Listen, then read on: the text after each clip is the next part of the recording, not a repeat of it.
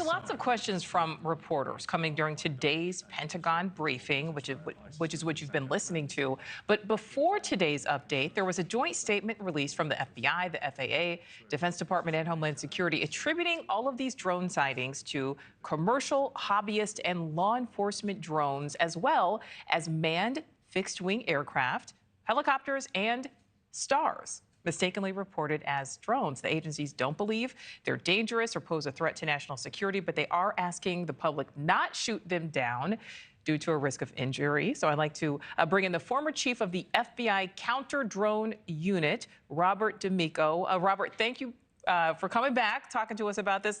You heard it there. I mean, so many questions from, not just reporters, but representing the American public. But the White House, as recently as this morning, John Kirby was saying that there is no sign that these drones are a threat to any type of public safety. Do you feel comfortable with that assessment? I absolutely do. They're being reported to be flying, even if they are drones and they're not mistaken. No one's saying that these drones are doing anything dangerous. And they're talking, well, are they doing surveillance? Over what? Like, some drones may have incurred onto a military base, but that's usually drone operator ignorance. They fly over it and they don't understand they're over it, or they don't understand it's restricted. Same thing with the golf course. They now put a temporary flight restriction up, but before you could fly over it. So there's been no reports of them doing something harmful.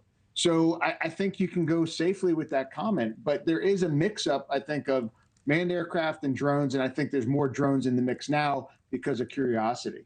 So do you agree then, with what we're hearing from the federal government? We saw that statement there, read part of it. I mean, does this really just have a simple explanation, but could also it be that, two things could be true? Maybe there is a simple explanation, but could there also be something else, potentially nefarious amidst all of that? I don't think so. And a lot of people say, well, you're gaslighting us saying the same thing. When I first took over the counter-drone team and went out for my first mission, I spotted a whole bunch of things I thought were drones. And the guys were like, no, boss, that's a planet, that's a plane. And I'm like, really? And then I got used to looking at the sky and understanding it. But I still don't think something's nefarious up there. If DOD or some government agency was doing something and caused this, I guarantee they would have absolutely stopped, because it's causing so much. I think the government was behind in the transparency of what they're doing, but now they're getting systems up there. Those counter-drone systems were only at airports and a couple military installations, so they didn't have the ability to tell you exactly what it was. Now that they're putting them up there and they're putting some trained people up there, I think you'll get more information.